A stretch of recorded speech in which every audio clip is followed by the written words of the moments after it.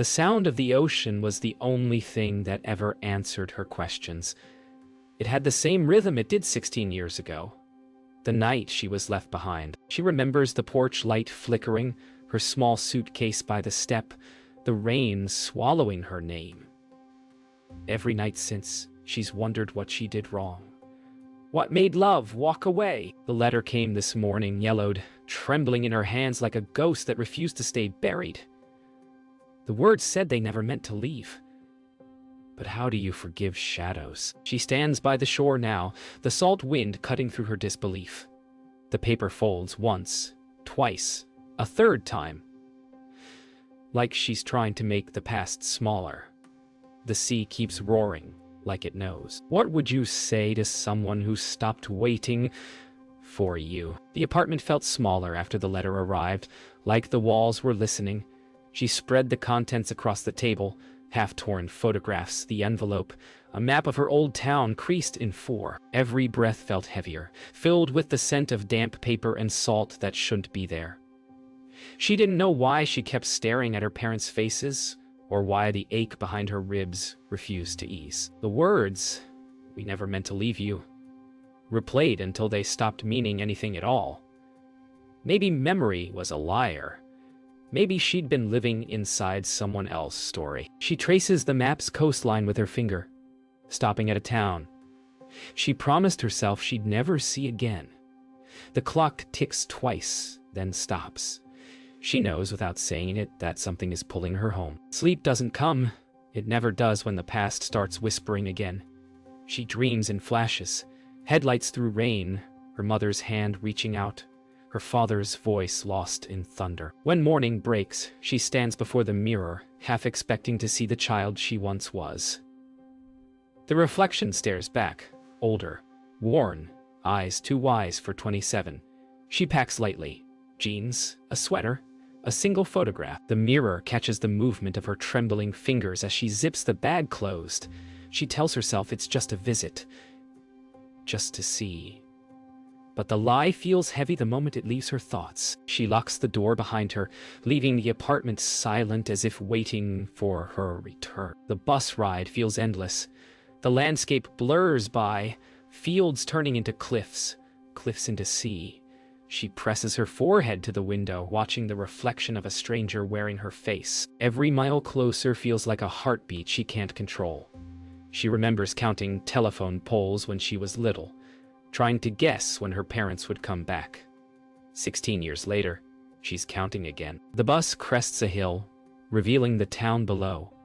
Small, worn, wrapped around the bay like it never grew up.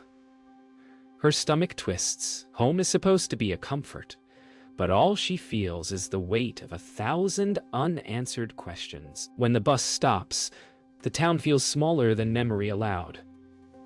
The air smells of seaweed and wood smoke. She walks past the old post office, the bakery with the cracked window, the pier that still leans slightly to the left. Every corner knows her name, but no one says it. She stops at a payphone near the docks, rusted, half-broken, still standing. Her hand hovers over the receiver, unsure if there's anyone left to call. The ocean murmurs behind her, the same voice that's followed her all these years. The wind picks up, carrying the scent of rain. She looks toward the far end of the bay, where her family's old house still stands, quiet, waiting. She takes one step forward. 9, 2. The house stands exactly as she left it, except smaller, lonelier, and leaning into the wind. Paint peeled from the shutters, ivy swallowing the fence. She hesitates at the gate, her breath visible in the morning chill. For years she imagined this moment would bring anger, but all she feels is a strange tenderness, like touching a scar long healed. The door creaks as she steps inside, the scent of salt and old wood filling the air. Dust hangs like ghosts in the light slicing through broken blinds. Her childhood laughter still echoes somewhere between the floorboards. She runs her hand along the wall. The pencil marks where her parents tracked her height are still there. The silence is unbearable. Somewhere in it, she thinks she hears her mother's voice. Soft, calling her name. She wanders through the kitchen, every corner stitched with ghosts. A child's drawing still clings to the fridge with a rusted magnet, her parents holding hands beneath a sun that no longer shines. She traces the drawing's edges, feeling the tremor in her fingers. On the counter sits an unopened tin box. Inside, old photographs, water-stained letters, and one key wrapped in cloth. Her chest tightens. The handwriting on the folded note is unmistakable. Her father's steady script, the same loops that once signed birthday cards. She doesn't open it yet. The air feels heavy, thick with something unspoken. Through the cracked window, the sea hums like a warning. The knock on the door startles her. It's a sound she hasn't heard in years, a living voice breaking through the hush.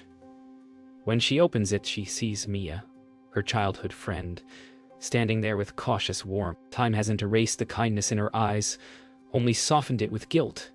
They talk carefully, like two people walking on broken glass. Mia says she's sorry for not writing, for believing what everyone else did, that Emma's parents ran away in the storm. But her voice trembles, and Emma can tell there's more beneath it, a truth that Mia's carried too long. Before Emma can ask, Mia looks away, saying only, "You should talk to Officer Cole. He was there that night." The police station hasn't changed much. The same chipped blue paint, the same old photographs of rescue teams from years gone by. Officer Raymond Cole looks up when she enters, recognition flickering behind tired eyes. He's older now, gray hair thinned, shoulders slumped with time. She tells him about the letter, about coming back. His gaze hardens, then softens, the look of a man holding a truth too long. He tells her there was an accident that night, but words stumble, stopping short of confession. He hands her an old evidence envelope marked, "Wells case, storm night." Inside is a waterlogged cassette tape. He says quietly, "You should hear it somewhere private." Back in her parents' house, the sea outside restless under a darkening sky, Emma holds the cassette in both hands.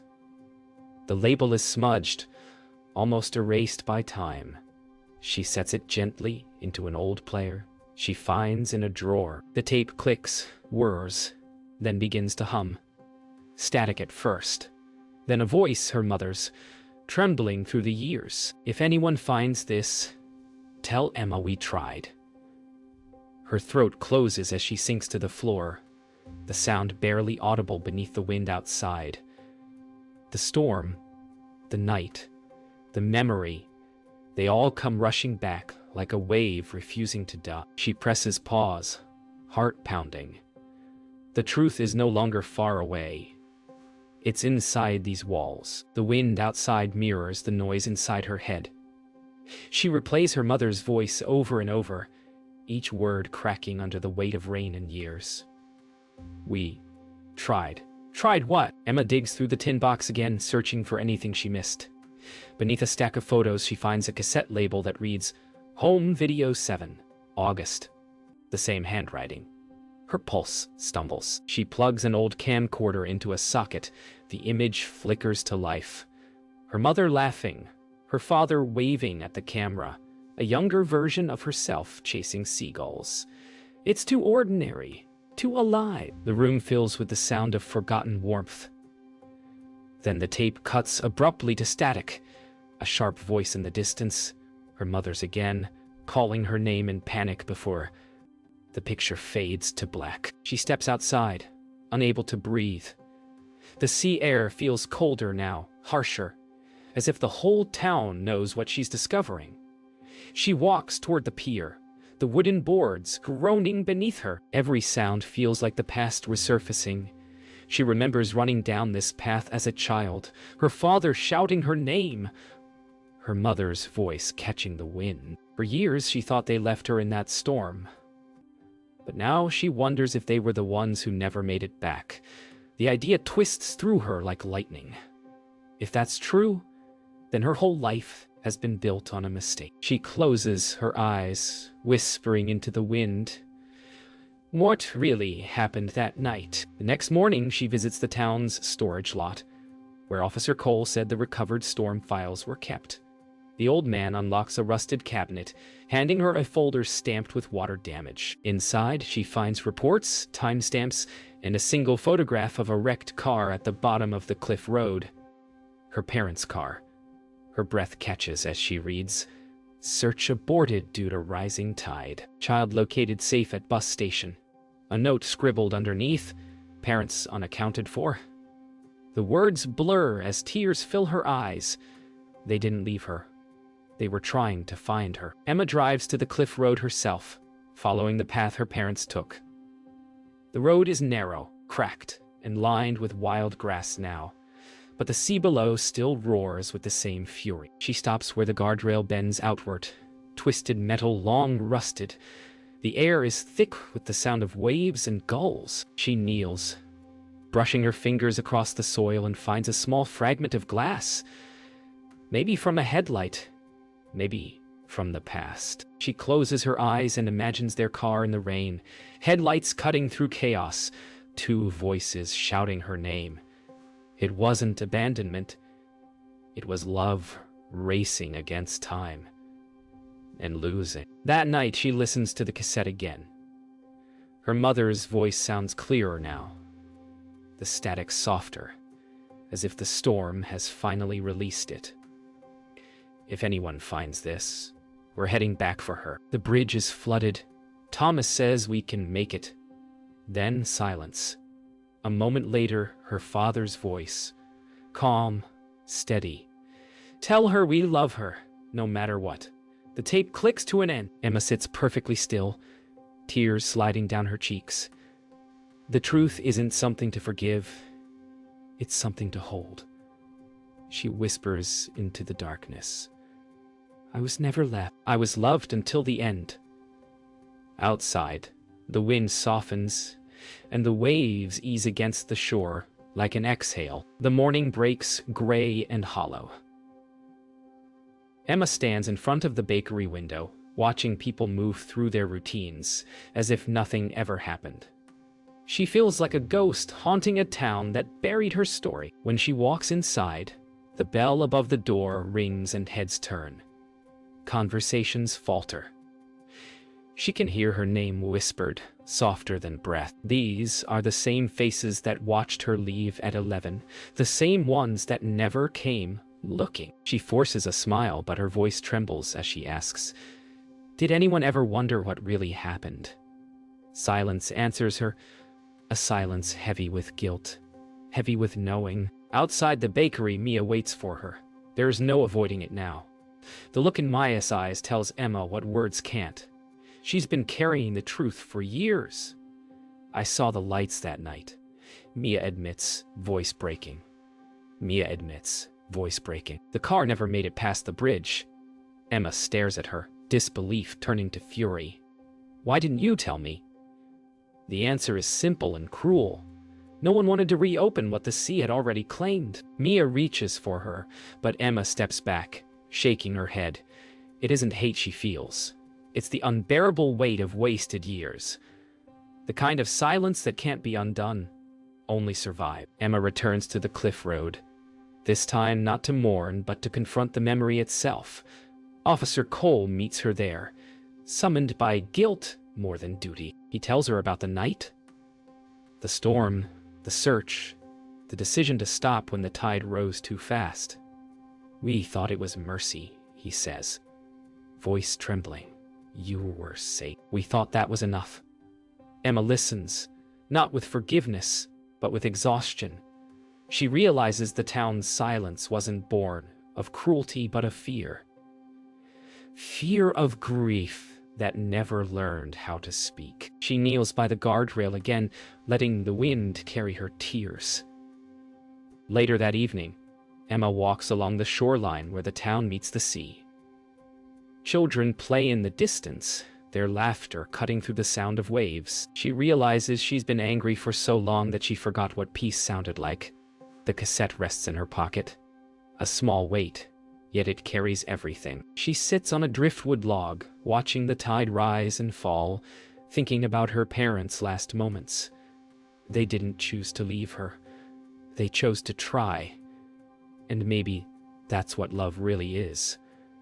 The trying, even when it fails. She exhales, her breath mixing with the sea spray. That night, Emma writes for the first time in years. The notebook's first page trembles beneath her pen. To Mom and Dad, she begins, her handwriting uneven. She writes about the years of blame, the nights of wondering, the moments she almost stopped hoping. But she also writes about the truth. How love didn't vanish. It was just lost in the storm. She closes the notebook, presses her hand to its cover, and for the first time, the silence feels different. Not empty, waiting. Outside, rain begins to fall, soft and forgiving, washing the world clean. The storm returns that night, sudden and familiar, like the one that started it all. Rain lashes against the windows as Emma sits by the old tape recorder again. Something inside her insists there's more to hear. She rewinds the cassette, this time letting the static play longer. Beneath the hum, faint words begin to emerge. Her mother's voice again, fragile but determined. If she's safe, tell her we love her. We'll find our way back. Then her father's voice, steady through the chaos. Hold on to the light, Emma. She covers her mouth, a sob catching in her throat. They weren't leaving, they were promising to return. Love hadn't abandoned her. It had drowned trying to reach her. When morning comes, the storm is gone. The world smells of salt and renewal. Emma walks to the pier, holding the cassette close to her chest. She sits at the edge, feet dangling above the calm water. For the first time, she plays the tape out loud, letting the sea hear what it once tried to take. Her parents' words drift into the wind, carried across the surface. We love you. The phrase feels whole now, no longer haunted. She whispers back, I know. The horizon glows with early sunlight, and for a moment she imagines them there, smiling, proud, free from the storm at last. Later that day, Emma visits the cliff road again, not to mourn, but to honor. She lays wildflowers by the twisted guardrail and stands in silence. The ocean below is calmer than she's ever seen it. She whispers a thank you not for the truth, but for the love that never gave up trying. The wind brushes her hair across her face, gentle this time, almost affectionate. She realizes her parents didn't die, leaving her. They died returning to her. And maybe that's what she's been meant to understand all along. Some goodbyes are only beginnings that time forgot to finish. She returns home as evening settles in, the sky painted with muted pinks and blues. The old house no longer feels like a tomb. It breathes again.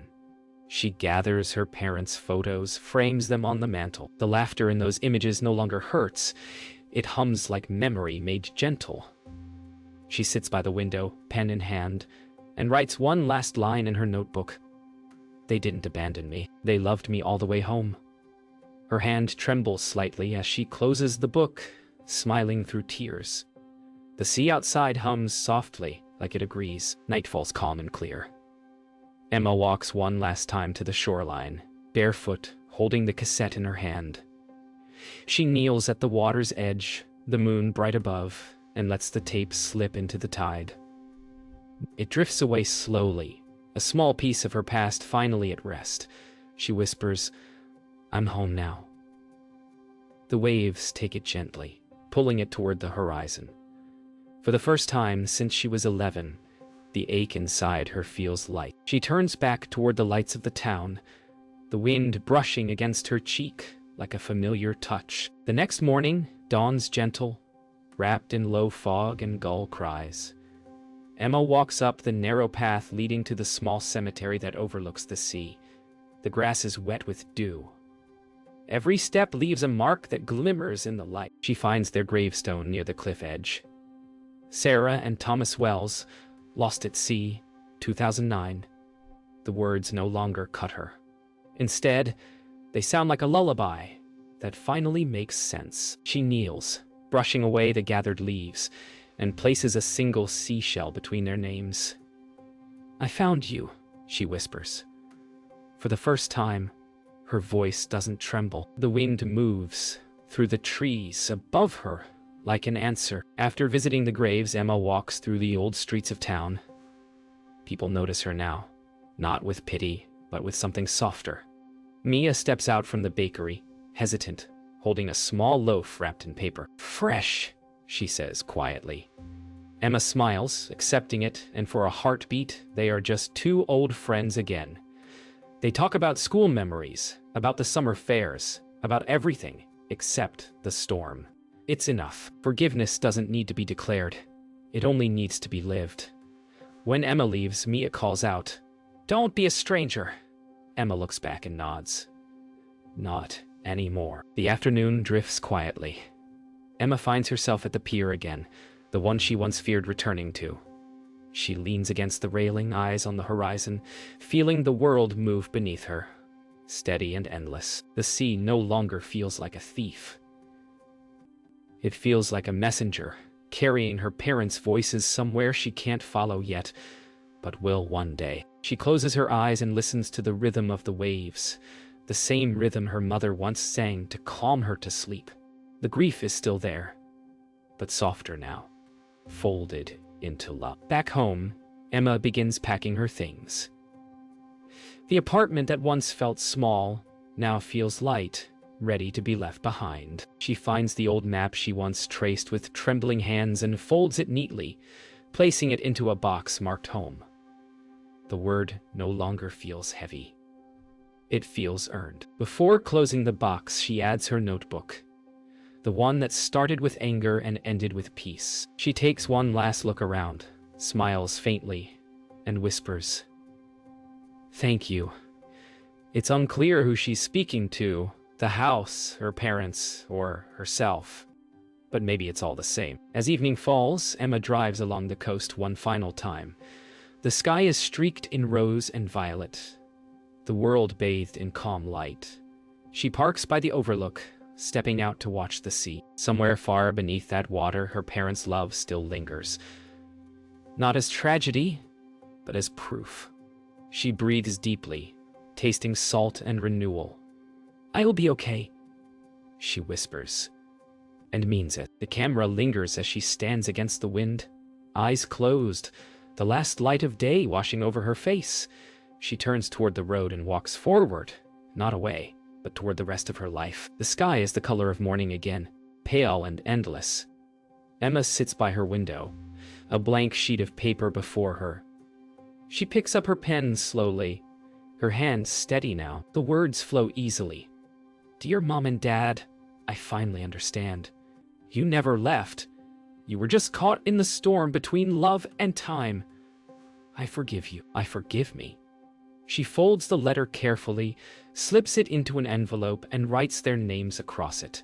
There's no address, no stamp, just the quiet act of sending something that doesn't need to arrive. She holds it to her heart before setting it on the windowsill, where sunlight begins to touch it. She walks down to the shoreline one last time, barefoot, the letter in hand. The morning tide is low, the sand cool beneath her feet. The same place where the story began now feels new. Not haunted, but hallowed. She kneels near the water, watching waves trace circles around her toes. "This is for you," she whispers, and sets the letter down. The tide reaches for it gently, lifting it away. She watches as it drifts out, slow and steady, the paper turning in sunlight before disappearing beneath the ripples. Nothing inside her breaks. Instead, everything settles. Emma stays seated for a long while, her gaze lost in the horizon. A memory rises, her father lifting her onto his shoulders, her mother laughing in sunlight. The images play not like ghosts, but like gentle visitors saying goodbye. She closes her eyes and lets the wind wrap around her. For the first time, she feels them, not as loss, but as presence. Love didn't vanish. It simply changed form. It became the air she breathes, the tide that returns each morning, the calm that followed the storm. She whispers, "I'm home." Later that day, Emma walks through the town one last time. The streets that once carried whispers now carry warmth. Nods, smiles, soft greetings. The world hasn't changed. She has. Every doorframe, every familiar window hums with belonging. When she passes the bakery, Mia waves from inside, and Emma waves back, her smile easy, her heart light. The sound of bells, seagulls, and footsteps mixed together. The simple music of life resuming. The past no longer clings. It walks beside her quietly forgiven. At sunset, Emma stands on the cliff where her parents' lives ended, and where hers finally began again. The ocean burns orange and rose beneath her. She breathes in the salt, the wind, the weightless quiet of closure. "You're still here," she says softly. And in the rush of air that follows, she feels it, not the echo of tragedy, but the pulse of something eternal. The waves roll and return, just like love. The camera lingers on her face as the light fades, her expression neither sorrow nor joy, but peace. The story doesn't end. It simply continues, carried by the sea.